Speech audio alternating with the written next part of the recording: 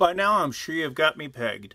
You think that he's an English teacher. He just loves picking on people who mess up the tiniest details. And I do. That's why we're going to talk about grammar.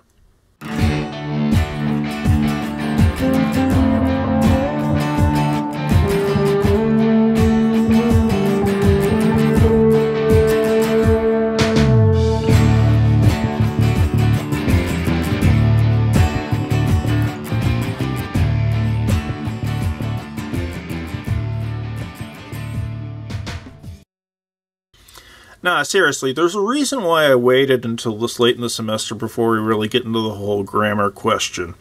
I remember when I was going to school, high school, middle school, elementary school, all that jazz, people loved shoving grammar down my throat. And I remember choking on it, like most people do. But I never had much of a problem with it because I read a lot. I've always read a lot, and experts will tell you that's the best way to get good at your grammar, is to read a lot, write a lot, and think critically about both. Having said that, though, I see enough key errors to where there are things you should know to check. And that's why we're here.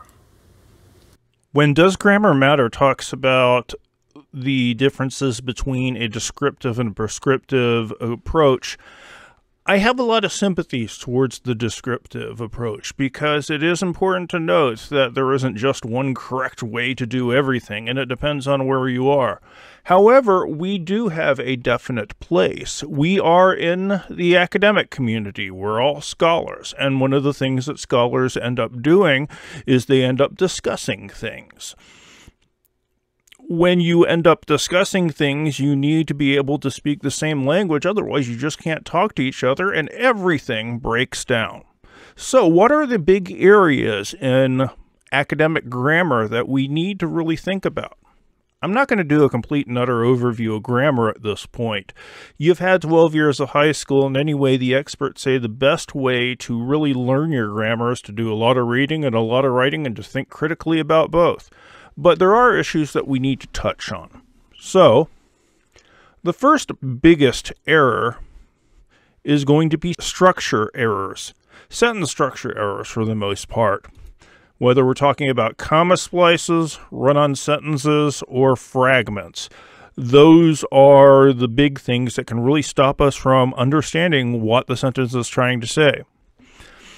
To take it back just a step, what is a sentence supposed to do anyway? Well, at the lowest level, a sentence is some kind of subject, person, or a thing performing some kind of action. That's it. Sentences can get more complex than that. But when they do, you have to be that much more careful with the structure. Because if you don't have a clear sentence structure, we're really going to have a hard time knowing just what in the heck you're talking about. The second big area where grammar goes bad has to do with agreement. We're talking about things like subject-verb agreement. The man rode his horse. The crowd ran their horses. You have to have singular, singular, plural, plural. Noun and pronoun. You don't say he did her best.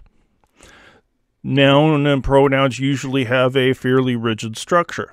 Individual versus plural. If you're talking singular, you stay singular. If you're talking plural, you stay plural. Verb tense has to have a certain level of agreement. You don't mysteriously go from past tense to present tense within the scope of a paper.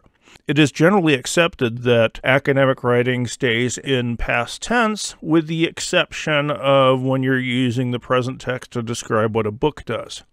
Then there's narrative voice. Narrative voice needs to agree all the way through. You don't go into I or you unless there's good reason to do so. You don't jump back and forth between I, we, us, them, so on and so forth. Consistency in narrative voice. Make sure everything agrees with its purpose.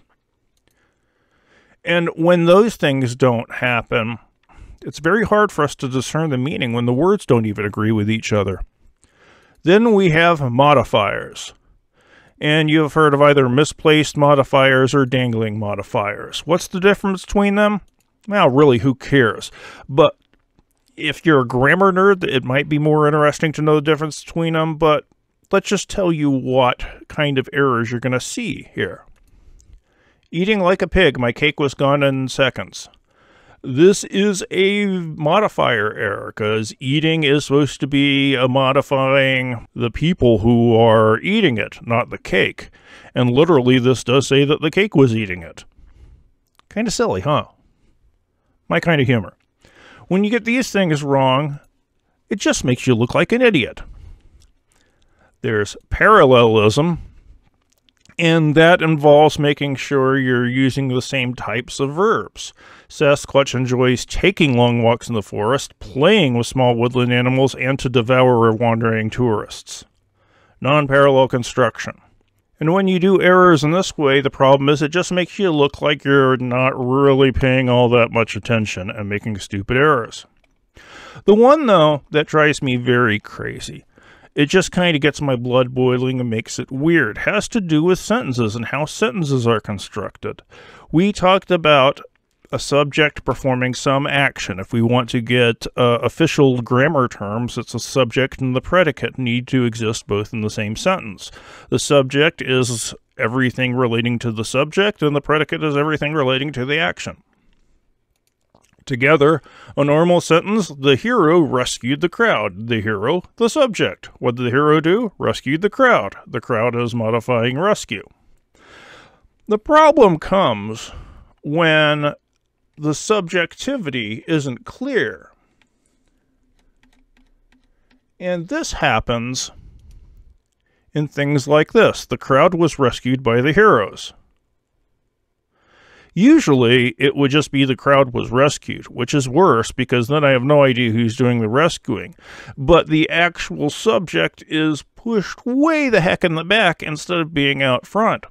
Now, there are artistic reasons to do this in some points in time. You might want to stress the action as opposed to the person performing the action. If you're doing business writing, for instance, or writing a set of instructions, sometimes in a set of instructions you do want to focus on the action and ignore the subjectivity. But in standard academic writing, probably not a good thing. When this happens, this is called the passive voice. I will talk about passive verb tenses, and they're passive because the subjectivity isn't clear. Who's performing the action? Well, that's kind of thrown in the back. It's passive. Luckily, there's a secret for learning when a verb is active or passive, and it involves zombies. You gotta love any grammar rule that involves zombies, right? If you can insert the phrase by zombies after the verb and have the sentence make sense, you have a passive voice. She was killed by zombies. Passive. Zombies killed her. Well, putting by zombies after it, zombies killed by zombies her, makes no sense whatsoever. It's already active. We already know who's doing the subject. The secret? Zombies. Now, this is important, particularly in a lot of writing where you need to know the subject. And if the subject is hidden, it can really weaken your argument at times. Luckily, zombies are there to save us. Bet you never thought you'd hear that one, huh? So do I ever screw up grammar? Me and my wife have a nice long time running debate on whether you talk about when I'm in the car. I could have went right then, or I could have gone right then. Which one is right? It can really bring the blood boiling. We start breaking out cricket bats and hitting each other over the head. Anyway, I'm not saying at any point that if you don't do these things, you're not a good person. Because I'm not trying to teach you how to change the way you talk or write or think. What I am trying to teach you is how you adapt to this new environment we're in. And academics is a new environment which requires a lot of formality. Business is a new environment which requires a lot of formality. Technical-oriented stuff requires a lot of formality. So think about this as learning the rules to your new life. That doesn't sound too pretentious, huh? See you in the next video.